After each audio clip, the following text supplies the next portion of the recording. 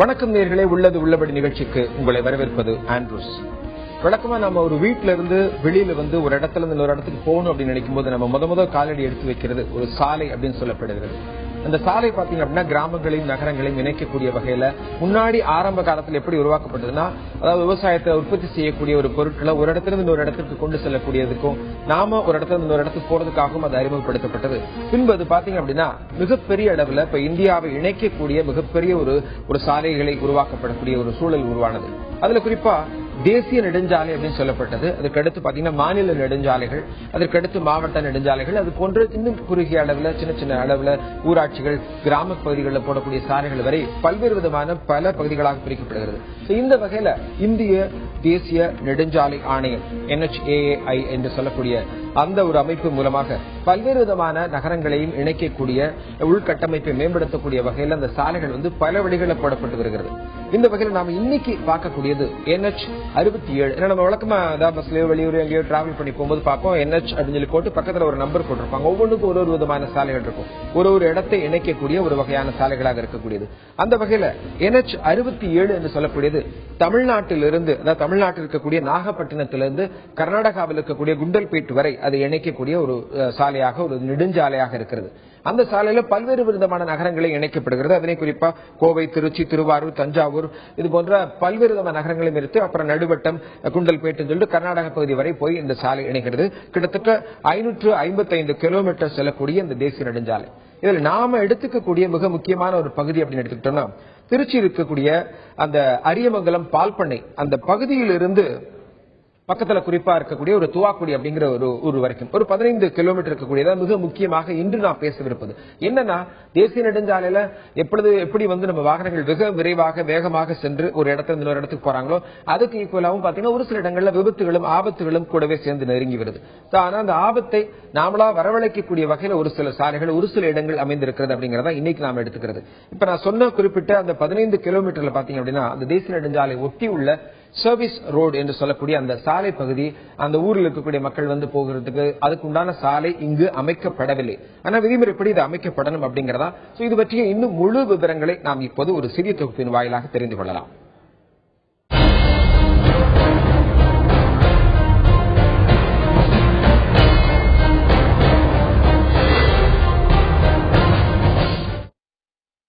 தேசிய நெடுஞ்சாலைத்துறை ஆணையம் மூலம் திருச்சி மற்றும் தஞ்சை தேசிய நெடுஞ்சாலை அமைக்கும் பணி கடந்த 2007ஆம் ஆண்டு துவங்கியது.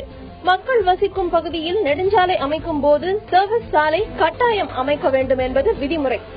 ஆனால் விதிமுறையை மீறி அவசர கதியில் திருச்சி அரியமங்கலம் பால் பண்ணை முதல் துவாக்குடி வரை 15 கிலோமீட்டர் தூரத்திற்கு சர்வீஸ் சாலை அமைக்காமலேயே நெடுஞ்சாலை அமைக்கப்பட்டு பயன்பாட்டுக்கும் திறந்து விடப்பட்டுள்ளது. இதன் காரணமாக இந்த பகுதிக்குள்ளேயே 3000க்கும் மேற்பட்ட விபத்துகள் ஏற்பட்டுள்ளன. இவ்விபத்துகளில் 200க்கும் மேற்பட்டோர் பலியாகியுள்ளனர். 1000க்கும் மேற்பட்டோர் கை, கால் உள்ளிட்ட உடல் உறுப்புகளை இழந்து தவிக்கின்றனர். தொடர் விபத்துகளால் அதிர்ச்சி அடைந்த அப்பகுதி மக்கள் பல்வேறு கட்ட போராட்டங்களை தொடர்ந்து நடத்தினர். இந்த நிலையில் தமிழக அரசு சர்வீஸ் சாலை அமைக்கும் போது நில உரிமையாளர்களுக்கு இழப்பீடு வழங்குவதற்கென 84 கோடி ரூபாய் வழங்குவதற்கான அரசாணையையும் பிறப்பித்தது. ஆனால் இதுவரை இத்தொகையை தேசிய நெடுஞ்சாலைத்துறை ஆணையத்திற்கு வழங்கவில்லை என்பது தேசிய நெடுஞ்சாலைத்துறை ஆணையத்தின் குற்றச்சாட்டு. ஓராண்டிற்குள் பணம் வழங்காவிட்டால் திட்டம் காலாவதியாகிவிடும் என்பதால் வரும் 23ஆம் தேதி இறுதி நாள் என்பதால் போராட்டக்காரர்களும் பொதுமக்களும் அதிர்ச்சியில் உறைந்துள்ளனர். 200 பேருக்கு மேல் பலியாக இருக்கிறார்கள். 1000க்கும் மேற்பட்டவர்கள் கை கால்களை இழந்திருக்கிறார்கள். கிட்டத்தட்ட ஒரு 3000 விபத்துகள் அந்த பகுதிக்குள் நடைபெற்றிருக்கிறது என்பது மிக வருத்தமான ஒரு விஷயம். இது பற்றி அரங்கத்தில் வந்து தன்னுடைய கருத்துக்களை பதிவு செய்திருக்காக வந்திருக்கிறார் சமூக ஆர்வலர் மற்றும் எழுத்தாளர் திருச்சி வேலுச்சாமி அவர்கள். வணக்கம் சார். களத்திலிருந்து நேரடியாக எமது செய்தியாளர் அங்கு இருக்கக்கூடிய மக்களோடு இருந்து பேசுவதற்காக காத்திருக்கிறார் எமது செய்தியாளர் விஜயகோபால். நான் முதல் விஜயகோபால் தான் ஆரம்பிக்க நினைக்கிறேன். விஜயகோபால், அந்த NH67 அப்படின்னு சொல்லக்கூடிய அந்த தேசிய நெடுஞ்சாலையில மிக முக்கியமான பகுதியாக சொல்லக்கூடிய அந்த 15 கிலோமீட்டர்ல இருக்கக்கூடிய சிக்கல் என்ன, எதனால் அங்கு விபத்துகள் அதிக அளவில் நடைபெறுகிறது, அது பற்றி விவரங்கள் சொல்லுங்க. நிச்சயமா ஆண்ட்ரூஸ், அதாவது திருச்சி அரியமங்கலம் பால் பண்ணை அந்த இடம் வந்து திருச்சி சென்னைங்கிற ஒரு முக்கியமான பைபாஸ் சாலையை வந்து இணைக்கிற ஒரு இடம். அது திருச்சி அரியமங்கலம் பால் பண்ணையிலிருந்து துவாக்குடி வரையிலான ஒரு தேசிய நெடுஞ்சாலை, தஞ்சைக்கு உண்டான தேசிய நெடுஞ்சாலை அமைக்கிறாங்க. இந்த தஞ்சை வரை போகிற இந்த தேசிய நெடுஞ்சாலை முதலில் 2007 திட்டமிட்ட போது அணுகு சாலை எனப்படும் சர்வீஸ் ரோடு சேர்த்தா திட்டமிட்டப்பட்டது. ஆனால் பொதுமக்கள் எதிர்ப்பு தெரிவித்தார்கள் என்ற ஒரு காரணம், அது அவங்களா சொல்லிக்கிறாங்க. பொதுமக்கள் சர்வீஸ் சாலை அமைப்பதற்கு எதிர்ப்பு தெரிவிச்சாங்க, அதனால நாங்க சர்வீஸ் சாலை அமைக்கல அப்படின்னு சொல்லி தேசிய நெடுஞ்சாலைத்துறை ஆணையம் சார்பாக சொல்றாங்க. அதனால அமைக்காமலேயே 2009 சாலையை பயன்பாடு திறந்து விட்டாங்க. அன்று முதல் இன்று வரைக்கும் இப்ப தொடர்ச்சியாக விபத்து நடந்துட்டு தான் இருக்கு. பல குழந்தைகள் பள்ளி போற சிறுவர்கள், வேலைக்கு செல்லும் பெண்கள் எந்த சாரம் இல்லாமல் எல்லா தரப்புலையும் அடிபட்டிருக்காங்க, காயம்பட்டிருக்காங்க, விபத்துக்குள்ளாயிருக்காங்க, உடல் உறுப்புகள் இழந்திருக்காங்க, பல பேர் தங்களுடைய உயிரே இழந்திருக்காங்க. தற்போது மிகப்பெரிய பிரச்சனையாக இந்த பிரச்சனை உருவெடுத்திருக்கு. ஆண்ட்ரூஸ் விஜயகோபால், தொடர்ந்து பேசலாம். இப்ப அரங்கத்தில் இருக்கக்கூடிய நமது திருச்சி வெளிச்சாமி அவங்ககிட்ட நான் கேட்க வேண்டிய கேள்வி என்னன்னா, இப்போ நீங்க திருச்சியிலே இருக்கிறவங்க, இப்போ இந்த பகுதி அப்படிங்கிறது மிக முக்கியமான ஒரு பகுதி. என்னன்னா, எப்பொழுதுமே தேசிய நெடுஞ்சாலையில எந்த ஒரு ஊரும் சந்திக்காத வரை அந்த சாலையில எந்த பிரச்சனையும் இல்லை. அந்த ஊர்கள் சந்திக்கக்கூடிய இடங்கள்ல கண்டிப்பாக சர்வீஸ் சாலை அமைக்க வேண்டும் அப்படிங்கிறது விதி, இந்திய தேசிய நெடுஞ்சாலை ஆணையத்துடைய விதி. சோ இந்த விதி மீறப்பட்டிருக்கு. எப்படி அது போடும் போதே அதை எப்படி அலோவ் பண்ணாங்க அப்படிங்கறதுல ஒரு சின்ன ஒரு குழப்பம் இருக்கு. அது பற்றி உங்களுடைய பார்வை என்ன? இது நான் சொல்லுகிற போது தமிழகத்திலே பல பேருக்கு வருத்தமாக கூட இருக்கும். இப்ப நீங்கள் சொல்லுகிற அந்த 15 கிலோமீட்டர் அந்த சாலை இருக்கிறதே, அந்த சாலையை ஒட்டி குடியிருப்புகள் என்பதே ரொம்ப அபூர்வமாக இருந்த இடம் தான் அது. நீங்கள் சொல்லுகிற அந்த பால் பண்ணையே, அந்த இடத்தில் இருக்கக்கூடிய காவிரியை நோக்கி இருக்கிற சாலையே புதிதாக அமைக்கப்பட்டது. அந்த புதிய பாலம் கட்டி போக்குவரத்துக்கு இடையூறாக இருக்கிறது என்பதற்காக புது பாலம் கட்டி அதில் லாரிகள் போவதற்காக அந்த சாலை திறந்துவிடப்பட்டது. அந்த இடமே, பால் பண்ணை என்கின்ற அந்த இடமே ஒரு காலத்தில் திருச்சி நகராட்சியுடைய தாண்டிய வெளிப்பகுதியாக இருந்தது. அங்கிருந்து ஏறத்தாழ வல்லம் வரையிலே கூட, துவாக்குடி வரையிலே அந்த சாலை ஓரத்திலே வீடுகளை ரொம்ப அபூர்வமாகத்தான் பார்க்க முடியும். அப்படி இருந்த அந்த இடம் பிஹெச்இஎல் வந்ததற்கு பின்னாலே தான் சாலை ஓரங்களிலே வீடுகள் வர துவங்கியது. இயற்கையாக தமிழ்நாட்டில் இருக்கக்கூடிய மக்களுடைய மனோநிலை, விவசாயி சொல்லுவான், வயல்ல விளையாது வரப்புல விளையாது நினைச்சு அரையறாண்டான்னு சொல்லுவான்.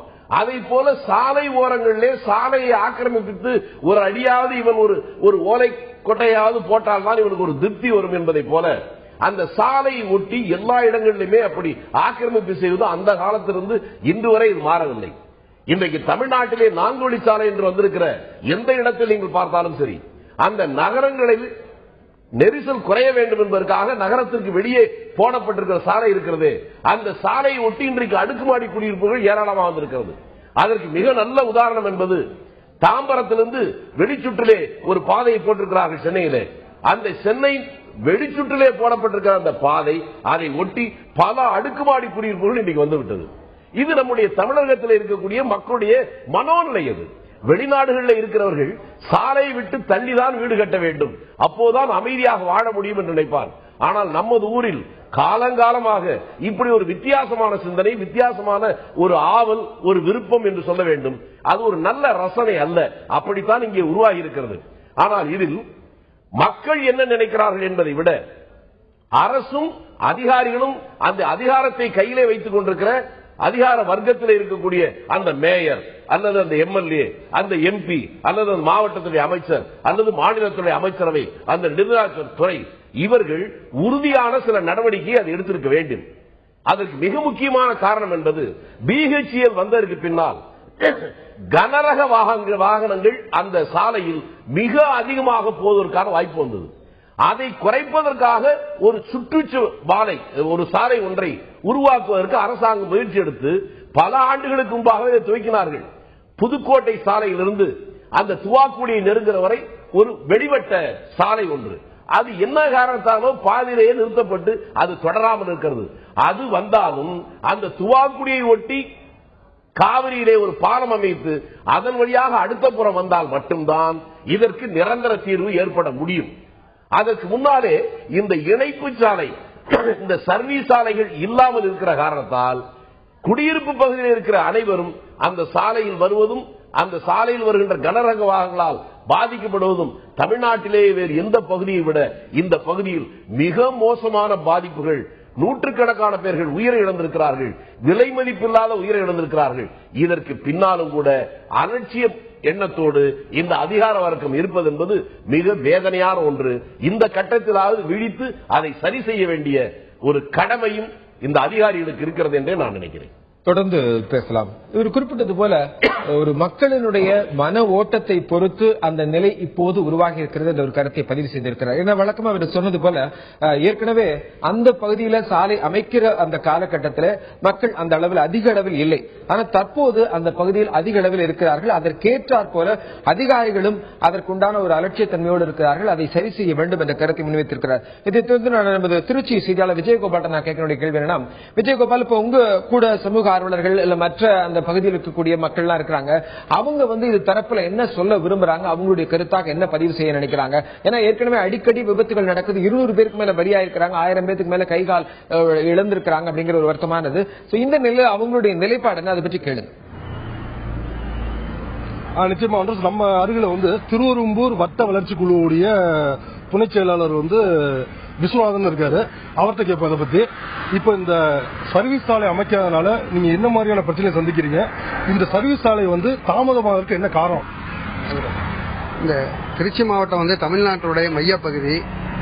இதுல திருச்சிக்கும் தஞ்சாவூருக்கு இடையில தேசிய நெடுஞ்சாலை எண் 67 4 வழிச்சாலையா மாற்றி அமைக்கும் போது துவாக்குடியிலிருந்து திருச்சி பால் பண்ண வரையிலும் சுமார் 15 கிலோமீட்டர் அளவுக்கு சர்வீஸ் ரோடு போடாம விட்டுட்டாங்க. அந்த சர்வீஸ் ரோடு போடாதனால என்ன ஆகுதுன்னா, டெய்லி விபத்துகள் தொடர்ந்து நடந்துகிட்டே இருக்கு. இருசக்கர வாகனத்துல போறவங்க, நடந்து போறவங்க என பல்வேறு இதுவரையில் ஒரு 300-400 விபத்துக்களை சேர்ந்து இறந்திருக்காங்க. ஒரு 3000 ஆக்சிடென்ட் நடந்திருக்கு. கைகால் இழந்தவங்க என்ன பல பேர் இதனால குடும்பங்கள் பாதிக்கப்பட்டு இன்று இருக்காங்க. இந்த துவாக்குடியிலிருந்து பால் பண்ண வரையிலும் இந்த 4 வழிச்சாலையில சர்வீஸ் ரோடு போடாதனால இங்க இருக்கிற அனைத்து கட்சிகளும் பொதுநல அமைப்புகளும் தொடர்ந்து பல்வேறு வகையான போராட்டங்களை தொடர்ந்து நடத்திக்கிட்டு தான் இருக்காங்க. பல்வேறு போராட்டங்கள் நடத்தினாலும் கூட அரசு இதை இன்னும் முழு கவனம் செலுத்தி செய்யணுங்கிறதா எங்களுடைய வேண்டுகோள். இந்த தாமதத்திற்கு என்ன காரணம்? இந்த சர்வீஸ் சாலையானது கடந்த ஆட்சியில தற்போதைய முதல்வர் இருக்க மாண்புமிகு அம்மா அவர்கள் தலைமையில அவருடைய அறிவுரைப்படி ஒரு பெரிய ஆர்ப்பாட்டம் திருச்சி கலெக்டரேட் முன்னாடி நடந்தது. அதுல எல்லா கட்சிகளும் எல்லா சங்கங்களும் கலந்துகிட்டு இந்த ஆர்ப்பாட்டத்தை உற்சாகமா நடத்தினாங்க.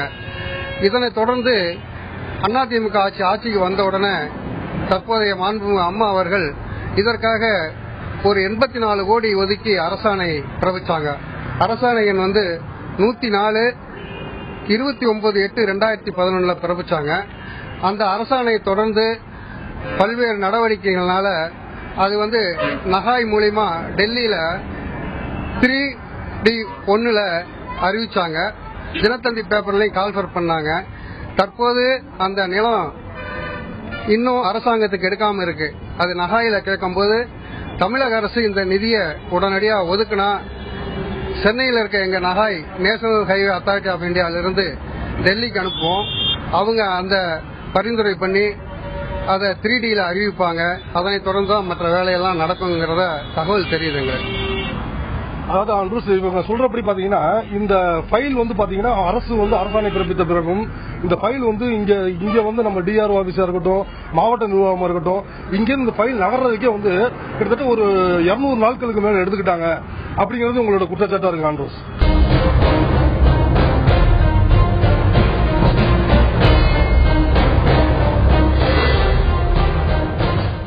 தேசிய நெடுஞ்சாலை 67 திருச்சி அரியமங்கலம் பால்பண்ணையிலிருந்து துவாக்குடி வரை செல்லக்கூடிய ஒரு 15 கிலோமீட்டர் சாலையில் சர்வீஸ் சாலை என்பது இல்லாமல் இருக்கிறது. அந்த ஒரு காரணத்தினால் அந்த பகுதியில் இருக்கக்கூடிய மக்கள் அனைவருமே அந்த வழியாக பயன்படுத்தும் போது விபத்துகள் அதிக அளவில் நடைபெறுகிறது. ஏன்னா தேசிய நெடுஞ்சாலை அப்படின்னாலே மிக அதிக அளவில் போக்குவரத்து அப்படிங்கிறது இருக்கும் அப்படிங்கிறது நம்ம எல்லாத்துக்குமே தெரியும். இதற்காக பலவிதமான கருத்துக்களை நம்ம முன் வைத்துக் கொண்டிருக்கிறார் திருச்சி வேலுச்சாமி அவர்கள். களத்திலிருந்து எமது செய்தியாளர் திருச்சி விஜயகோபாலம் அவர்கள் அங்கிருந்து கள நிலவரங்களை அறிவித்துக் கொண்டிருக்கிறார். இந்த நேரத்தில் திருச்சி வேலுச்சாமி அவங்கள்ட்ட இப்போ இந்த தேசிய நெடுஞ்சாலை அப்படிங்கிறது ஒரு மிக முக்கியமானது. இன்னைக்கு ஒரு இடத்துல இருந்து கண்டிப்பா ஒரு இடத்துல இன்னொரு இடத்துக்கு போகணுங்கிறதுக்கு மிக அத்தியாவசியமான ஒன்று. ஆனா அதுல விபத்துகள் நடக்காமல் இருப்பதற்காக ஒரு சில விதிமுறைகளை ஏற்கனவே அவங்க வகுத்திருக்கிறாங்க. சர்வீஸ் சாலை அமைக்க வேண்டும், அப்புறம் ஒரு சில அதுக்குண்டான ஒரு உரிய நடவடிக்கைகள் மேற்கொள்ள, இடையில 2 தடுப்புகள் இருக்க வேண்டும், ஒரு சாலை இன்னொரு சாலை, இந்த விஷயங்கள் எல்லாமே போட்டப்பட்டிருக்கிறது. ஆனால் அதுல எல்லாமே பாத்தீங்கன்னா முறையாக அந்த சாலை விதிமுறைகள் எல்லாமே பின்பற்றப்படுவதற்கு யார் காரணமாக இருக்க வேண்டும், குறிப்பாக அங்க உள்ள காவல்துறை அதிகாரிகளா? அந்த வகையில நீங்க பார்த்தோம் அப்படின்னா அதுக்கு யார் பொறுப்பாக இருக்க முடியும்? காவல்துறை அதிகாரிகள் அல்ல, அங்க இருக்கிற கலெக்டர், ரெவன்யூ அதிகாரிகள், நெடுஞ்சாலைத்துறை, அவர்கள் தான் மிக முக்கியம். ஏன்னா அவர்கள் தான் இந்த இடத்தை ஒதுக்கி தர வேண்டியது. இதுல ஒரு மிக முக்கியமான பிரச்சனை என்னவென்றால், நான் இந்த பகுதியில் இருக்கிற ஒரு கல்லூரியில் தான் 40 ஆண்டுகளுக்கு முன்னாலே நான் படித்தேன். திருச்சி மார்க்கெட்டை தாண்டி விட்டாலே அங்க இந்த சாலை ஓரத்திலே ஒரு கட்டிடத்தை பார்ப்பதே அபூர்வமாக இருந்த காலம் அது. இன்றைக்கு அது எல்லாமே நெருக்கமான கட்டிடங்களாக வந்திருக்கிறது. தமிழ்நாடு முழுவதும் இந்த புதிய சாலைகள் அமைக்கிற போது நெருக்கமான குடியிருப்புகள் இருக்கிற பகுதியில் அதிலிருந்து புறவழிச்சாலையாக மற்ற இடத்தை மாற்றியிருக்கிறார்கள்.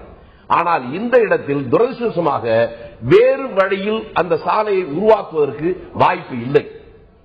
இருக்கிற சாலையை விரிவுபடுத்த வேண்டிய கட்டாயம். அது பார்த்தால் பால்பனையை தாண்டிய உடனே வருகின்ற ஒரு பிளைஓவர் வருகிறது. அதிலேயே கூட இன்னொரு பக்கத்திலே இன்னொரு பிளைஓவர் போட்டு இன்னைக்கு அந்த பாலம் போட்டிருக்கிறார்கள், வண்டிகள் ஓடிக்கொண்டிருக்கிறது. இருந்தாலும் இணைப்பு சாலை இல்லை என்கின்ற காரணத்தால் ஒரு சாதாரண பெட்டி கடைக்கோ டீ கடைக்கோ போகிறவங்க கூட உடனடியாக தேசிய நெடுஞ்சாலையிலே கால் வைக்கிற ஒரு நிலைமை இருக்கிறது. இதில் உறுதியாக இழப்புகளை பற்றி கவலைப்படாமல், பொருளாதார இழப்பை பற்றி கொஞ்சமும் கவலைப்படாமல் அதிகாரிகள் தெளிவாகவும் உறுதியாகவும் இணைப்பு சாலைகளுக்கு இடத்தை ஒதுக்கி இருக்க வேண்டும். இதுவரை ஒதுக்காவிட்டாலும் இப்போதாவது அவர்கள் ஒதுக்க வேண்டியது அவருடைய கடமை. அவர்கள்தான் அதை செய்ய வேண்டும். இது காவல்துறைக்கு வேலை இல்லை. பொதுமக்கள் கண்டிப்பா நீங்க முக்கியமான ஒரு பாயிண்ட் இருந்தா கூட நான் என்ன பாக்குறேன்னா, அந்த நம்ம பேசிட்டு இருக்கும்போது அந்த திருச்சி பகுதியில் இருக்கக்கூடிய அந்த காட்சிகள் நாம பாக்குறோம். தேசிய நெடுஞ்சாலையில வழக்கமாக இடது பக்கமாக நம்ம செல்லக்கூடிய ஒரு வகையில அதே வழியில இருந்து அந்த பக்கத்துல இருந்து வந்து இன்னொரு வண்டி எதிர்த்தாப்புல வருது. சோ இதனால வந்து விபத்துகள் நடப்பதற்கு ஒரு முக்கியமான காரணம் அது என்னன்னா விதிமுறைகள் மீறப்படுகிறது அப்படிங்கிறது ஒரு முக்கியமான விஷயம். அதுதான் நான் முன்னாடி சொன்னேன், மக்களுக்கு விழிப்புணர்வு இல்லையா அப்படிங்கிறது ஒரு முக்கியமான விஷயமா. விழிப்புணர்வு அல்ல, சில திட்டங்களை செயல்படுத்துகிற போது மக்களுடைய அபிலாஷைகளை பார்த்து மட்டுமே நிர்வாகமோ அரசாங்கமோ எடுப்பது என்பது நடைமுறையில் சாத்தியம் இல்லாத ஒன்று. நான் அந்த சாலை ஓரத்தில் என்னுடைய வீடு இருந்தால், என்னுடைய கடை இருந்தால் அதை இடிக்க கூடாது என்றுதான் சொல்லுவேன். இது பொதுமக்களுடைய அங்கமாக இருக்கிற என்னுடைய விருப்பம், என்னுடைய ஆசை. ஆனால் அதையெல்லாம் கடந்து பொதுவான நோக்கத்தோடு மக்களுடைய பெரும்பான்மை மக்களுடைய நலனுக்காக முடிவெடுக்க வேண்டிய கட்டாயம் அதிகாரிகளுக்கு இருக்கிறது. அந்த அதிகாரிகள் அந்த கடமையிலிருந்து தவறி இருக்கிறார்கள். இதுல இன்னொன்றையும் நான் பார்க்கிறேன். 3 ஆண்டுகளுக்கு முன்னால் இந்த தமிழகத்தில் இந்த ஆட்சி வருவதற்கு முன்பாக ஒரு மிகப்பெரிய பிரச்சனையாக இந்த பிரச்சனையை மையப்படுத்தி தான் இன்றைக்கு தமிழகத்தை ஆளுகின்ற ஆளுங்கட்சி திருச்சியில் ஒரு மிகப்பெரிய போராட்டத்தை நடத்தியது. அவர்கள் போராட்டம் நடத்தியதற்கு பின்னால் அந்த ஆட்சி 3 ஆண்டு காலங்கள் முடிந்து விட்டது. இந்த 3 ஆண்டுகளுக்கு இடையிலே அந்த ஆட்சியில் அந்த போராட்டத்தில் எவரெல்லாம் முன்னால் இருந்தார்களோ அவர்களாவது இதற்காக முயற்சி எடுத்தார்களா என்பது ஒரு பெரிய கேள்விக்குறி. அது ஒரு மிகப்பெரிய மாநகராட்சி, வேறு தமிழகத்துடைய மையப்பகுதி. மற்ற அதிகாரிகளுக்கு இல்லாவிட்டாலும் அந்த மாநகராட்சி அவர்கள் இதிலே கவனம் செலுத்தியிருக்க வேண்டும். அந்த மேயரோ துணை மேயரோ அந்த கமிஷனரோ அவர்களும் இதற்கு தொடர்ந்து முயற்சித்திருக்க வேண்டும். இப்படி கூட்டாக பலரும் சேர்ந்து முயற்சி எடுத்து செயல்படுத்த வேண்டிய இந்த திட்டத்தை யாரும் எதை பற்றியும் கவலைப்படவில்லை.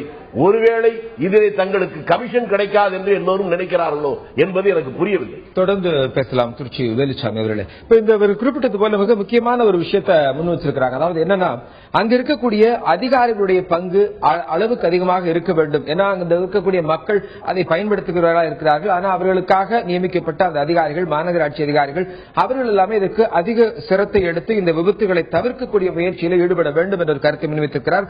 அதே நேரத்தில் இன்னொரு கருத்தை முன்வைச்சாங்க. அதாவது இதற்கு முன்பாக அந்த அதிமுகவினுடைய ஒரு போராட்டம் இருந்தது. அந்த போராட்டத்தினுடைய விளைவாக 84 கோடி ரூபாய் அங்கு ஒதுக்கப்பட வேண்டும் என்று ஒரு அரசாணை பிறப்பிக்கப்பட்டது. அதனுடைய நிலை என்ன என்பதை பற்றி நாம் இப்போது திருச்சி கூடிய செய்தியாளர்கிட்ட கேட்கலாம். விஜயகோபால், நீங்க சொல்லுங்க. இப்ப உங்க பக்கத்தில் இருக்கிறவங்களும் சரி, அந்த பகுதி மக்களும் சரி, அது குறித்து என்ன சொல்றாங்க? அதாவது என்னன்னா, இப்ப அதிமுக சார்பாக இந்த 84 கோடி ரூபாய் அப்போது அரசாணை பிறப்பிக்கப்பட்டது என்ற ஒரு கருத்து முன்வைக்கப்படுகிறது. தற்போது ஏன் இதுவரைக்கும் அந்த பணம் வரல? இதுக்கு அதிமுக தரப்பிலிருந்து ஏதாவது சொல்றாங்களா? நிச்சயமா, அதாவது நம்ம அருகில் ராமையன் ஒரு சமூக ஆர்வலர் இருக்காரு. அவர்கிட்ட கேட்போம். இப்ப தமிழக அரசு 84 கோடி ரூபாய் வந்து சர்வீஸ் சாலைக்கு நிதி ஒதுக்கிடுச்சு. ஆனா இன்ன வரைக்கும் அது கிடைக்காததுக்கு என்ன காரணம் ஏதாவது தெரியுமா உங்களுக்கு? அதாவது நிதி ஒதுக்குனாங்க, சட்டமன்றத்தில் அறிவிச்சாங்க இத்தனை கோடி ஒதுக்கிருக்கோம் அப்படின்ட்டு.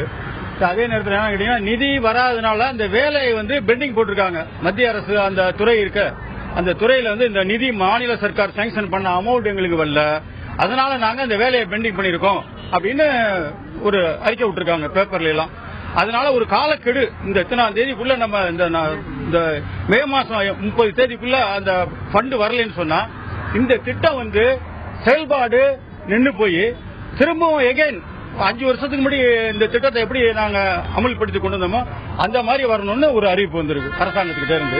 அதே நேரத்தில் இந்த திட்டம் வரல அப்படின்னு சொன்னா அந்த சர்வீஸ் ரோடு அமலாகாம போனால் தினம் தினம் காலையில் வேலைக்கு போனவங்க திரும்ப வீட்டுக்கு வருவாங்களான்னு நிச்சயமே கிடையாது. அதே மாதிரி எனது நண்பர் திரு சிங்கார வேலையே நான் ஆக்சிடென்ட்ல இறந்திருக்கேன். அதே மாதிரி ஒரு 6 மாசத்துக்கு முன்னாடி திருவரம்பூர் கிட்ட சாயங்காலம் 6 மணிக்கு நண்பர் நாகராஜ் வேலை விட்டு வந்தார்.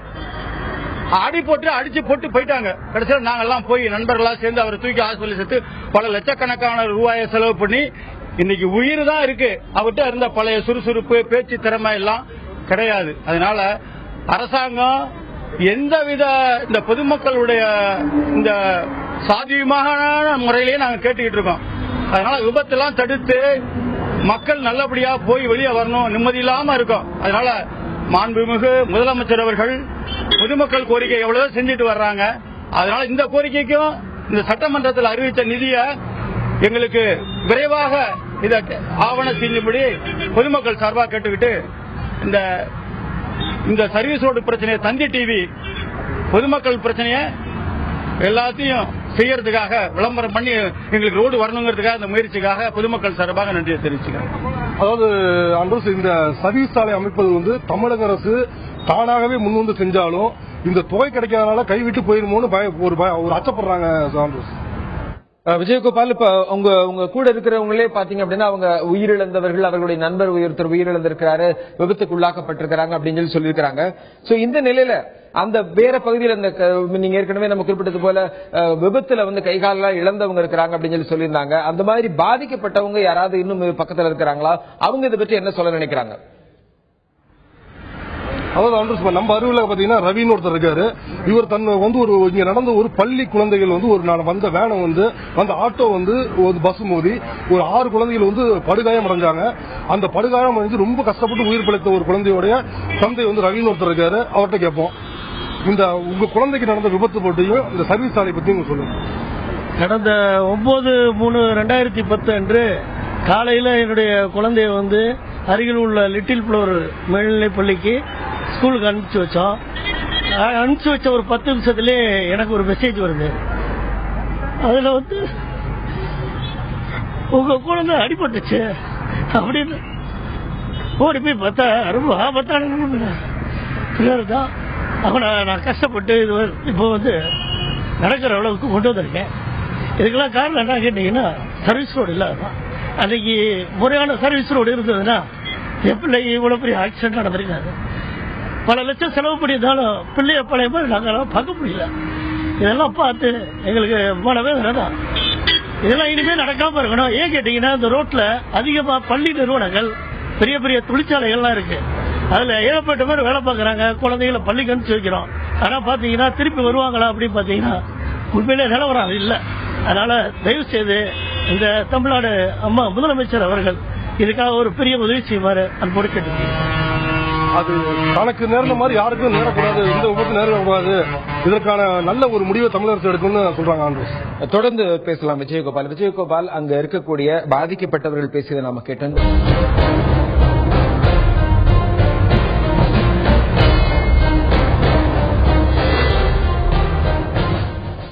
இந்த நிலையில இதற்குண்டான இந்த பிரச்சனைக்கு மிக முக்கியமான காரணமாக பல்வேறு காரணங்கள் சொல்லப்படுகிறது.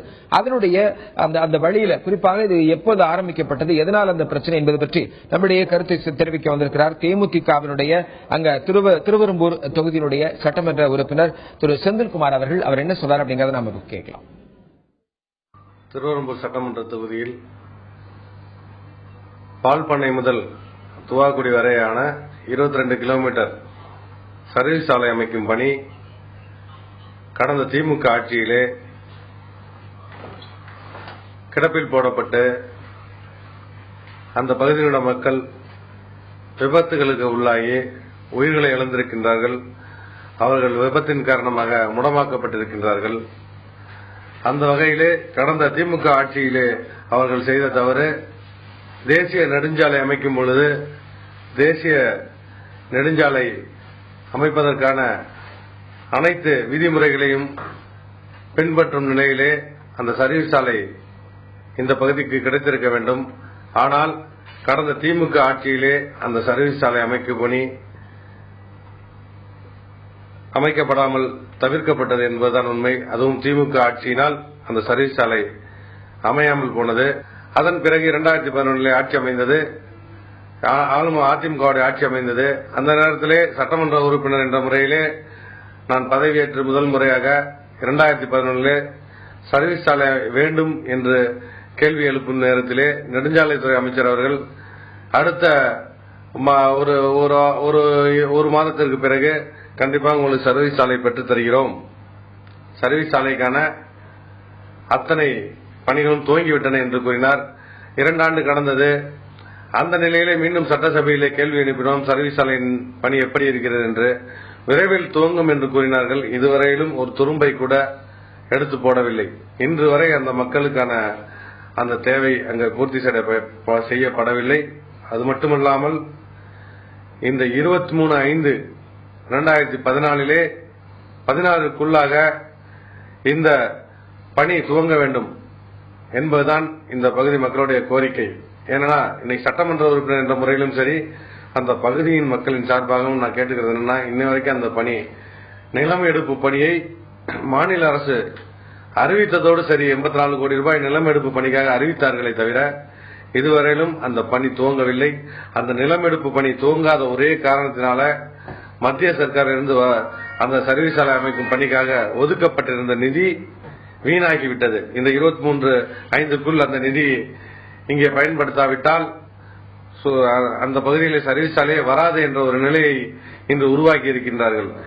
அரசாணை பிறப்பிக்கப்பட்டு ஓராண்டுக்குள் அது அதனுடைய செயல் இழந்துவிடும் என்ற ஒரு காரணத்தினால் இந்த 23/5/14க்குள் அதற்குண்டான நிதி ஒதுக்கப்பட்டு அதற்குண்டான பணி துவங்கப்பட வேண்டும் என்ற ஒரு கருத்தை நம்ம தேமுதிகவினுடைய திருவள்ளூர் தொகுதி சட்டமன்ற உறுப்பினர் செந்தில்குமார் சொல்ல நாம கேட்டோம்.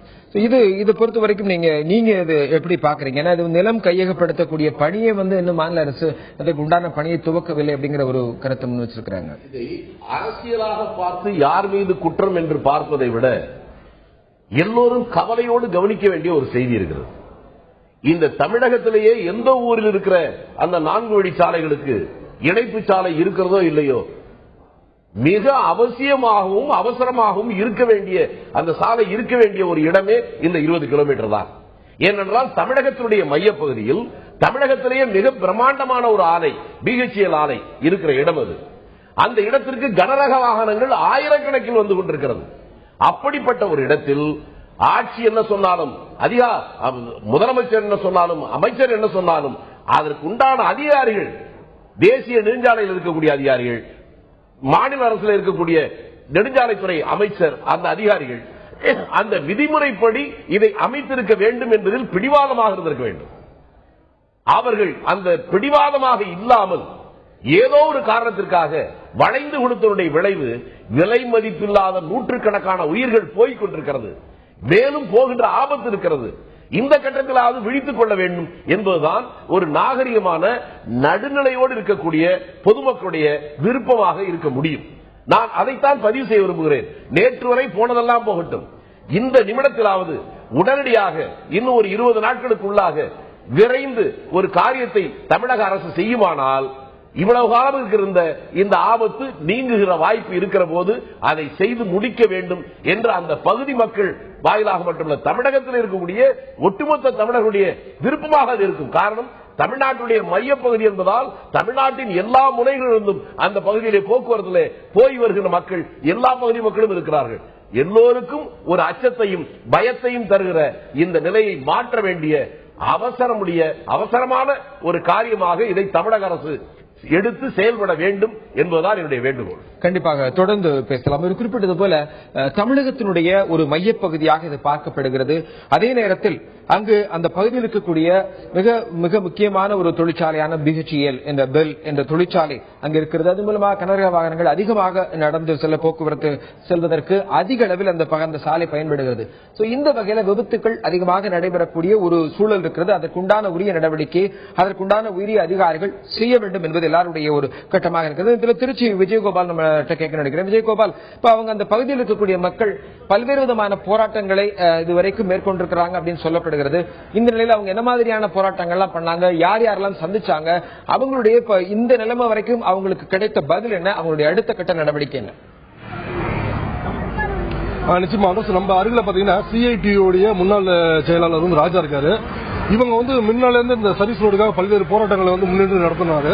அவர்கிட்ட கேட்போம், இந்த சர்வீஸ் சாலைக்காக நீங்க என்னென்ன போராட்டங்கள் நடத்தினீங்க, யார் யாரை சந்திச்சு? இந்த சர்வீஸ் சாலையை பொறுத்த வரைக்கும் ஏராளமான பொதுமக்கள் உயிரிழந்திருக்கிறாங்க. ஏறக்குறைய ஒரு 400 பேர் இந்த சர்வீஸ் சாலை இல்லாதனால உயிரிழந்ததாக நாங்கள் சமீபத்தில் ஒரு தகவல் கிடைச்சது. ஏராளமான பெண்கள் தன்னுடைய கணவனை இழந்து விதவியாயிருக்காங்க. குழந்தைகள் தாய் தகப்பனை இழந்திருக்காங்க. ஒரு கொடூரமான நிகழ்வுகள் எல்லாம் கடந்த 5-6 ஆண்டு காலத்தில் இந்த பகுதியில் நடந்திருக்குது. தொடர்ச்சியாக பல்வேறு போராட்டங்களை நாங்கள் இந்த பகுதி மக்களை திரட்டி, நல அமைப்புகளை திரட்டி நாங்கள் நிறைய போராட்டங்களை பண்ணியிருக்கிறோம். அது மட்டுமல்ல, ஏற்கனவே எதிர்க்கட்சி வரிசையில் இருந்த அனைத்து இந்திய அண்ணா திமுக அதனுடைய பொதுச் செயலாளர், இன்றைய முதல்வர் இந்த சர்வீஸ் சாலைக்காக ஒரு பெரிய போராட்டத்தை அறிவித்தாங்க. இன்றைக்கு நாடாளுமன்ற உறுப்பினர் குமார் அவர்களுடைய தலைமையில் மாவட்ட ஆட்சியர் அலுவலகத்தில் பெரிய ஒரு ஆர்ப்பாட்டமாக நடந்தது.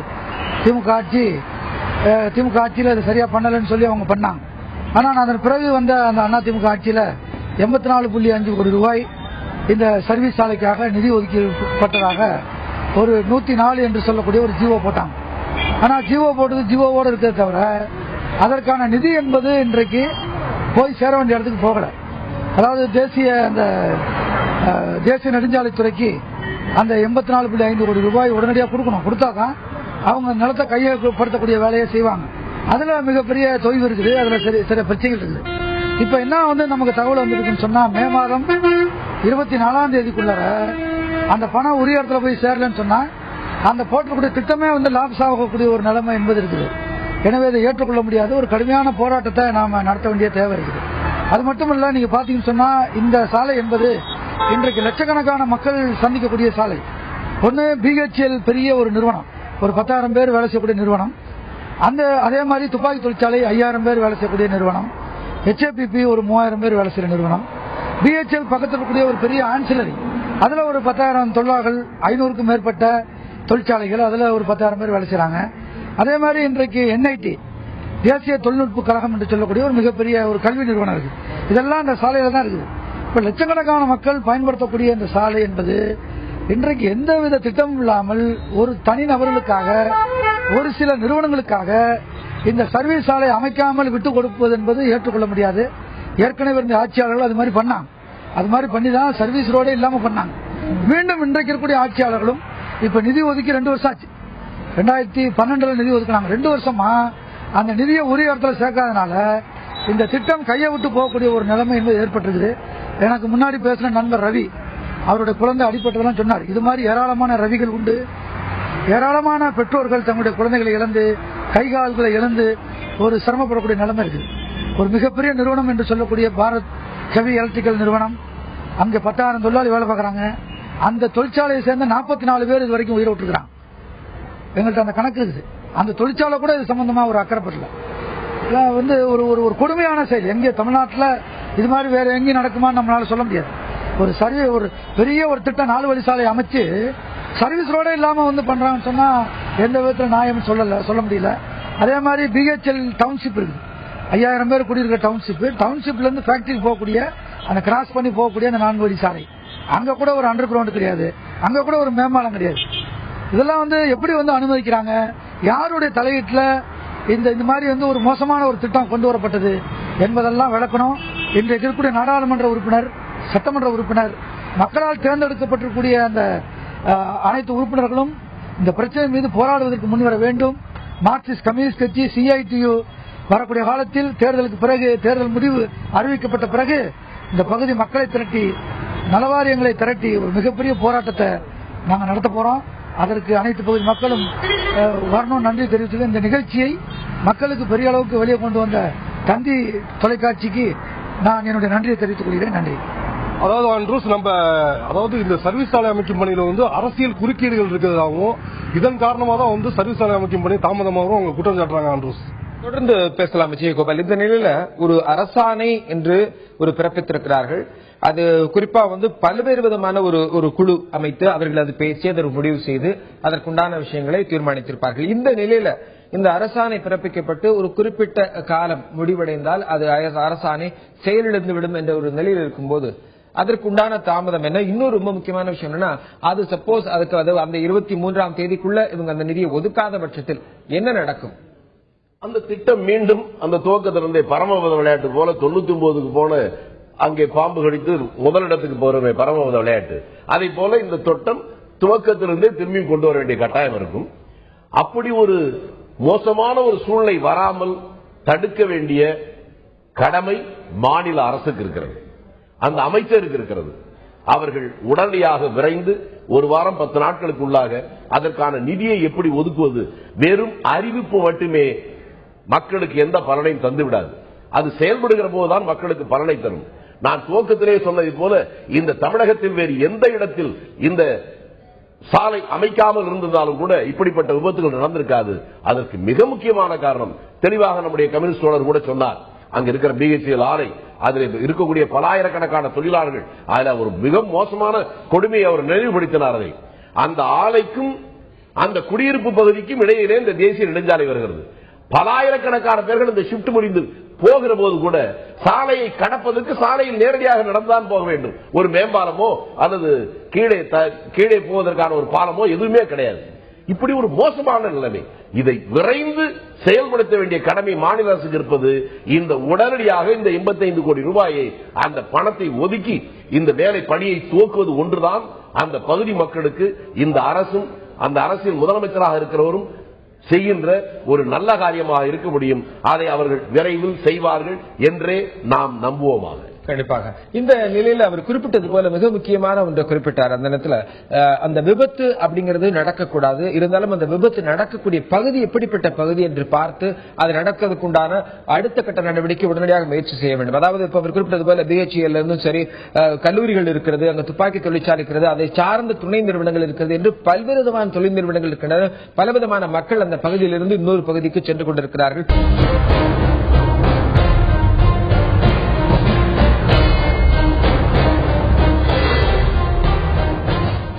16வது நாடாளுமன்ற தேர்தல் நடைபெற்றுக் கொண்டிருக்கிறது. 8 கட்டமாக தேர்தல் முடிவடைந்திருக்கிறது. 9வது கட்டமாக 12ஆம் தேதி நடைபெறவிருக்கிறது.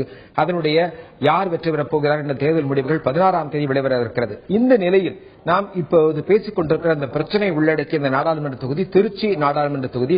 இதில் குறிப்பாக திருவெரும்பூர் சட்டமன்ற தொகுதிக்கு உட்பட்ட அந்த ஒரு பகுதியில் நாம் பேசிக் கொண்டிருக்கிறோம். அதில் திருச்சி இருக்கக்கூடிய அரியமங்கலம் பால்பண்ணை தொடங்கி துவாக்குடி வரை 15 கிலோமீட்டர் முதல் ஒரு 20 கிலோமீட்டர் வரை அந்த பகுதியில் விபத்துகள் அடிக்கடி நடைபெறுவது அதற்கு மிக முக்கியமான காரணமாக பார்க்கப்படுகிறது. சர்வீஸ் சாலை அங்கு இல்லாதது.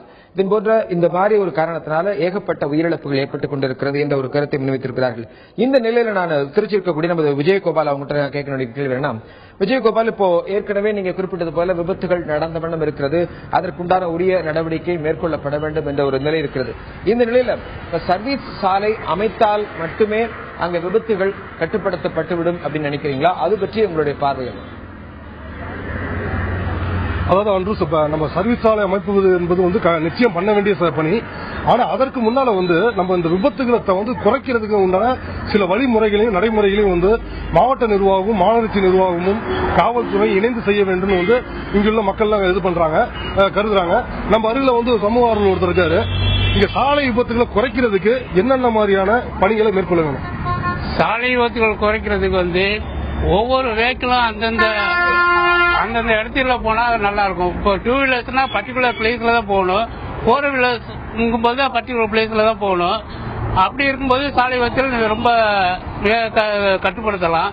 அது மீறி ஒவ்வொரு வெஹிக்கிளும் இந்த ஸ்பீட்ல தான் போகணும். ஏன்னா ஹைவேஸா இருக்கும்போது சரியான ஸ்பீட்ல வர்றாங்க, திடீர்னு ஒரு ஆளு கிராஸ் பண்ணும்போது அதை தவிர்க்க முடியவில்லை. ஆக்சிடென்ட் எப்படியோ நடந்து போகுது. நான் இந்த ஏரியாவில் 1995 இருந்து இருக்கிறேன். ஏகப்பட்ட விபத்துகளை சந்திச்சுட்டேன். இந்த ரெகுலரா டெய்லி ஒரு கிட்டத்தட்ட ஒரு 10 நிமிஷத்துக்கு ஒன்று கூட நடந்துகிட்டு இருக்குன்னு சொல்லலாம். இந்த விபத்தை தடுக்கிறதுக்கு ஒவ்வொரு வெஹிக்கிள் இந்த ஸ்பீட்ல தான் போகணும் அப்படின்னு சொன்னோம். ரெண்டாவது போலீஸ்காரங்களுக்கு அங்கங்க இருந்து தடுப்பு போட்டு அவங்களை கண்ட்ரோல் பண்ணாக்க இதை தடுக்கலாம். ரெண்டாவது ஒவ்வொரு ஏரியாவுக்கும் ஒரு அண்டர் கிரவுண்ட் பாத்வே வேணும். கண்டிஷனா இந்த இதை செய்யணும். அந்த இதுக்கும் போது இப்ப சர்வீஸ் ரோடு மிக மிக முக்கியம். இந்த சர்வீஸ் போடுறதுனால பல விபத்துகளை தவிர்க்கலாம். அதே சமயத்தில் அண்டர் கிரவுண்ட் பாத்வே போட்டால் அந்தந்த ஏரியா மக்கள் கிராஸ் பண்றதுக்கு ரொம்ப ஈஸியா இருக்கும். ஏன்னா மேலே ஏறி போகும்போது ஒவ்வொரு வெஹிக்கிள் எந்த ஸ்பீட்ல வருதுன்னு நம்மளுக்கு சொல்ல முடியறது இல்ல. ஏன்னா ஒவ்வொரு பேரண்ட்ஸ் பல ஸ்கூல் மான்போர்ட் ஸ்கூல் இருக்கு. மெயினா சின்ன சின்ன குழந்தைகளை பேரண்ட்ஸ் கையில கொண்டு வர்றாங்க. கையில கொண்டு வரும்போது அவங்களே சில சமயத்தில் ஏமாந்துடுறாங்க. அப்படி இருந்து ஏமாந்து இந்த நடைமுறைகளை பயன்படுத்தினால் ஆக்சிடென்ட் நிச்சயமாக கட்டுப்படுத்தலாம். அதான் இப்ப இங்க இந்த நம்ம அரியமங்கலம் பால் பண்ணையில இருந்து பிஹெச்எல் வரைக்கும் பாத்தீங்கன்னா நிறைய கல்வி நிறுவனங்கள் இருக்கு. இந்த கல்வி நிறுவனங்கள் காலகட்டத்தில் பாத்தீங்கன்னா பள்ளி குழந்தைகளை ஏற்றி செல்கிற வாகனங்கள் தான் அதிக அளவு போகுது. இதுக்கு உண்டான வேகங்கள் இவங்க மிதமான வேகத்தில் சென்றாலும் இங்க செல்லக்கூடிய வாகனங்கள் அதிவேகத்தை தான் செல்லும். ஏன்னா இது பைபாஸ் சாலை அப்படிங்கறதுனால வேகமாக செல்வதற்கு அமைக்கப்பட்டதுதான் இந்த தேசிய நெடுஞ்சாலையை. அதனால அவங்க வேகத்தை கட்டுப்படுத்துறதுக்கு பல இடங்கள்ல தடுப்பு கட்டைகள் அமைக்க வேண்டும். அதே மாதிரி போக்குவரத்து காவல்துறையினர் ஆங்காங்கே மக்கள் அதிகம் அளவு சாலை கடக்கின்ற இடங்களில் போக்குவரத்தை ஒழுங்குபடுத்த வேண்டும். அதே மாதிரி தேவைப்படும் இடங்களில் கட்டாயம் வேகத்தடை அமைக்க வேண்டும் சொல்றாங்க ஆண்ட்ரூஸ். தொடர்ந்து பேசலாம் விஜயகோபால். விஜயகோபால் குறிப்பிட்டது போல அங்க இருக்கக்கூடிய அந்த பகுதி மக்கள் குறிப்பிட்டது போல அதாவது இப்போ ஒரு பயண தூரம் குறைக்க வேண்டும் என்பதற்காக தான் இந்த தேசிய நெடுஞ்சாலைகள் உருவாக்கப்பட்டது. ஆனால் நம்மளுடைய வாழ்க்கையினுடைய தூரம் குறைந்துவிடக் கூடாது என்பதற்காக ஒரு சில நடவடிக்கைகளை ஒரு சில முன்னெச்சரிக்கை நடவடிக்கைகளை மேற்கொள்ள வேண்டும். அதுல மிக முக்கியமானது சர்வீஸ் சாலைகள் அப்படிங்கிறது சொல்லப்படுகிறது. இந்த சர்வீஸ் சாலை கண்டிப்பா அமைக்கணும். அதுல எந்த விதமான மாற்று கருத்தும் இல்ல. அதற்கு உண்டான உரிய நடவடிக்கை மேற்கொள்ளப்படணும். இதை தாண்டி வேறு என்னென்ன விஷயங்களை செய்தால் விபத்துகளை குறைக்கப்படலாம்? ஏன்னா இப்போ ஒரு குறிப்பிட்டது போல ஒரு பாயிண்ட் சொன்னாங்க. அதுக்காக நான் இந்த கேள்வி கேட்கிறேன். 20 கிலோமீட்டருக்கு இடையில ஒரே ஒரு கல்லூரியை மட்டும் சொல்லுகிறேன். உருமு தனலட்சுமி கல்லூரி. அந்த கல்லூரியில் மட்டும் 3500 மாணவ மாணவிகள் படிக்கிறார்கள். அந்த கல்லூரி இருக்கிற இடத்தில் கூட சாலையை கடப்பதற்கான மேம்பாலமோ அல்லது சுரங்கப்பாதையோ கிடையாது. இதுதான் அங்கே இருக்கக்கூடிய மிக மோசமான நிலைமை. என்ன காரணமோ தெரியும். தமிழ்நாட்டில் இருக்கக்கூடிய தேசிய நெடுஞ்சாலை இருக்கக்கூடிய எந்த இடத்திலும் இப்படி ஒரு கவனக்குறைவாக ஒரு சாலையை எங்கேயும் போட்டதாக நான் கேள்விப்படவில்லை. பல கல்வி நிறுவனங்கள் இதில் இருக்கிறது. சின்ன சின்ன பிள்ளைகள் படிக்கக்கூடிய இந்த மான்ஃபோர்ட் பள்ளி இருக்கிறது. அது 5 வயது 4 வயது குழந்தைகள் இருந்து 15 வயது பிள்ளைகள் வரை படிக்கிறவர்கள். அந்த இடத்திலும் இப்படிப்பட்ட பாலம் கிடையாது. அது எப்படி போட்டார்கள் என்பதே புரியவில்லை. எல்லா இடத்தையும் விட மிக மிக மிக எத்தனை மிக போட்டாலும் அத்தனை மிக கவனமாக அந்த சாலை அமைக்கப்பட வேண்டிய அந்த இடத்தில் கொஞ்சமும் கவனமே இல்லாமல் இந்த சாலையை அமைத்திருக்கிறார்கள். அதனால்தான் இவ்வளவு பெரிய விபத்துகள் தொடர்ந்து நடக்கிறது. இப்போதாவது நான் மீண்டும் மீண்டும் கேட்பது 2 செய்திகள் தான். ஒன்று இந்த இணைப்பு சாலைகள், இன்னொன்று அந்த முக்கியமான இந்த கல்லூரிகள் பள்ளிகள் இருக்கக்கூடிய இடங்கள்ல சுரங்கப்பாதையோ அல்லது மேம்பாலமோ இந்த 2ம் இருக்க வேண்டியது மட்டுமல்லாமல் மூன்றாவதாக அவசரமாக மாநில அரசும் மத்திய அரசும் இணைந்து செய்ய வேண்டிய மிக முக்கியமான ஒரு பொறுப்பு என்னவென்று சொன்னால், புதுக்கோட்டை சாலையிலிருந்து சுற்றுச்சாலையாக வருகிற அந்த சாலையை உடனடியாக சரி செய்து அந்த சாலைக்கு நேராக காவிரி நதியிலே ஒரு பாலத்தை கட்டிவிடுவார்களேயானால் இந்த கனரக வாகனங்கள் மக்கள் அதிகம் வசிக்கக்கூடிய பகுதியில் அந்த வாகனங்களுடைய போக்குவரத்து குறையும். அதன் வாயிலாக பல நல்ல காரியங்கள் நடக்கும். இந்த எல்லாவற்றையும் விரைந்து செய்ய வேண்டியது ஆட்சியுடைய கடமை, அந்த அதிகாரியுடைய கடமை, அமைச்சருடைய கடமை. அதை கண்காணிக்க வேண்டிய பொறுப்பு பொதுமக்களுக்கு இருக்கிறது. பொதுமக்களும் அதை ஒதுக்க முடியாது. இந்த நிலையில தான் பொதுமக்கள் அவங்களுடைய பிரச்சனைகளை தெரிவிச்சிட்டு இருக்காங்க. அதுல அவங்க குறிப்பிட்டது போல ஒரே ஒரு விஷயம் சொன்னாங்க அப்படின்னா அது ரொம்ப யதார்த்தமான ஒரு விஷயமா இருந்தது. ரோடு கிராஸ் பண்றோம், அந்த தூரத்துல பாக்குற ஒரு வண்டி வருது, சரி அங்கிருந்து இங்க வர்றதுக்குள்ள நாம கிராஸ் பண்ணிடலாம் நினைச்சு போறாங்க. அவங்க என்ன வேகத்துல வர்றாங்கிறதே தெரியல, பாதி வந்துட்டு அதுக்குள்ள அடிச்சிடறாங்க அப்படின்னு சொன்னாங்க. ஏன்னா ஒரு அளவுக்கு அதிகமான ஒரு வேகமும் அங்க பின்பற்றப்படுகிறது. ஏன்னா ஒரு நார்மலா ஒரு 80 கிலோமீட்டர் 100 கிலோமீட்டர் போறணும் அப்படின்னு ஒரு ஸ்பீடு. ஏன்னா ஃபாரின் எல்லாம் பாத்தீங்கன்னா அந்த மாதிரியான விஷயங்கள் எல்லாம் இருக்கு. இன்னும் அதற்குண்டான ஒரு சில பாத்வேல இவ்வளவுதான் ஸ்பீடு போகணும் அப்படிங்கிற விஷயங்கள் வந்து கடைபிடிக்கப்படணும் அப்படிங்கிறது ஒரு பக்கம் இருந்தாலும் கூட நீங்க சொல்லக்கூடிய அந்த இணைப்பு சாலை அப்படிங்கிறது மிக முக்கியமான ஒன்றாக பார்க்கப்படுகிறது. அதுக்குண்டான உரிய நடவடிக்கை மேற்கொள்ளணும். அந்த சாலையை கடப்பதற்கான மேம்பாலமோ அல்லது சுரங்கப்பாதையோ அதுவும் மிக மிக முக்கியமானது. மக்கள் அதிகமாக பயன்படுத்துகிற இடம் அது. அங்கே ஒன்று கூட இல்லை. தொடர்ந்து பேசலாம். இந்த நிலையில நமது திருச்சி செய்தியாளர் விஜயகோபால் நான் கேட்கிற கேள்வி. விஜயகோபால், இப்ப அங்க இருக்கக்கூடிய பகுதி மக்கள் இதற்கு தீர்வாக என்ன சொல்ல நினைக்கிறார்கள்? அந்த பகுதியில் இருக்கக்கூடிய உடனடி தேவை என்ன? ஏற்கனவே அவங்க குறிப்பிட்டது போல 23/5/14 இந்த காலக்கெடு முடிவடைகிறது. இந்த நிலையில அவங்களுடைய எதிர்பார்ப்பு என்ன? அது பற்றி விவரங்கள் கேட்டு சொல்லுங்க. ஆண்ட்ரூஸ் அவர் நம்ம அருகில் பாத்தீங்கன்னா அதிமுக தொழிற்சங்க நிர்வாகி கார்த்திகேயன் இருக்காரு.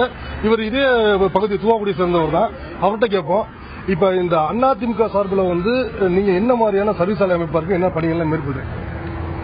2010ஆம் ஆண்டு மாண்புமிகு புரட்சித் தலைவி அம்மா அவர்கள் முன்னாள் சபாநாயகர் ஜெயக்குமார் அவர்கள் வச்சு மிகப்பெரிய பிரம்மாண்டமான கண்டன ஆர்ப்பாட்டத்தை திருச்சி மாவட்ட ஆட்சித்தலைவர் அலுவலகத்தில் நடத்தினோம். மற்றும் பல்வேறு போராட்டங்களை முன்னெடுத்து சென்றோம்.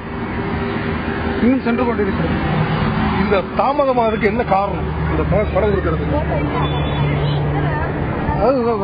2012ஆம் ஆண்டு சட்டமன்றத்தில் அம்மா வந்து இந்த துவாக்குடி டு பால்பனை சர்வீஸ் சாலைக்கு 84 கோடி ரூபாய் பணம் ஒதுக்கீடு செய்யப்பட்டார்.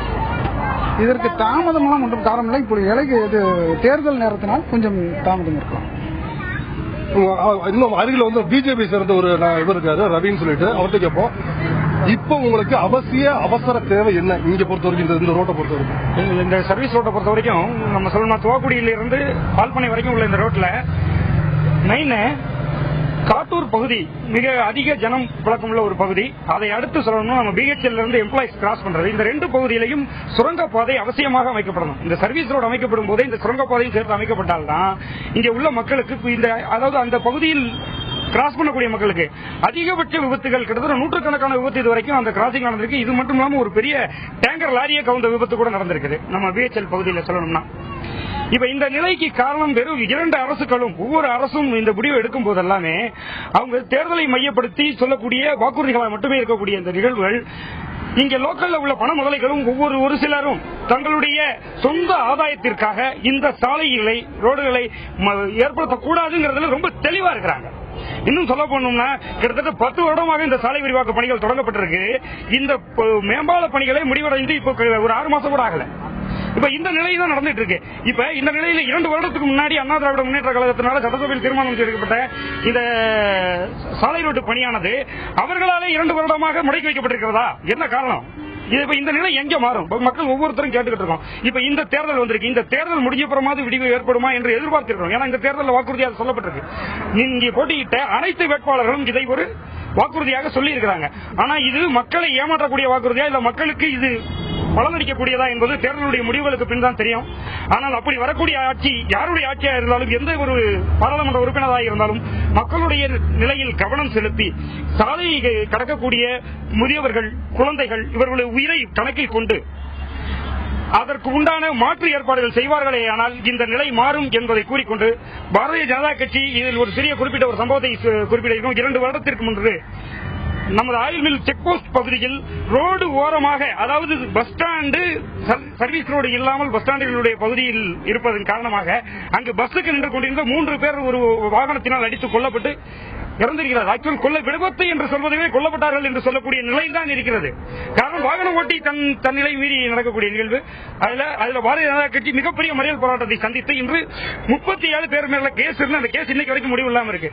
அப்ப இந்த நிலை மாறணும், பொதுமக்கள் நன்றாக இருக்கிறதுக்கு. விஜயகோபால், உங்களுடைய கருத்துக்கு நன்றி. குறிப்பாக உங்களோடு பேசிய அரசியல் கட்சி தலைவர்கள், சமூக ஆர்வலர்கள் அனைவருக்கும் நன்றி. இந்த அரங்கத்தில் தன்னுடைய கருத்துக்களை பதிவு செய்த சமூக ஆர்வலர் எழுத்தாளர் திருச்சி வேலுசாமி அவர்களுக்கும் நன்றி தெரிவித்துக் கொள்கிறோம். குறிப்பாக இந்த பிரச்சனையை பற்றி எடுத்துக்கொண்டவையானால் இது ஒரு மிக முக்கியமான பிரச்சனை.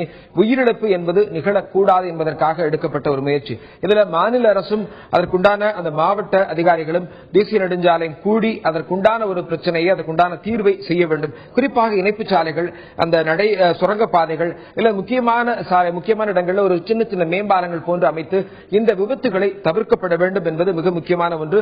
அதிலும் மக்களுடைய எதிர்பார்ப்பு என்னன்னா, அந்த பர்டிகுலர் அந்த 23 மே அதற்குள்ளாக இந்த காரியம் நடைபெற்றால் மிகுந்த மகிழ்ச்சி அடைவார்கள், விபத்துகள் தவிர்க்கப்படும். இந்த நிகழ்ச்சியை கலந்து கொண்ட அனைவருக்கும் நன்றி தெரிவித்துக் கொண்டு மீண்டும் ஒரு உள்ளதல் அப்படி சந்திப்போம்.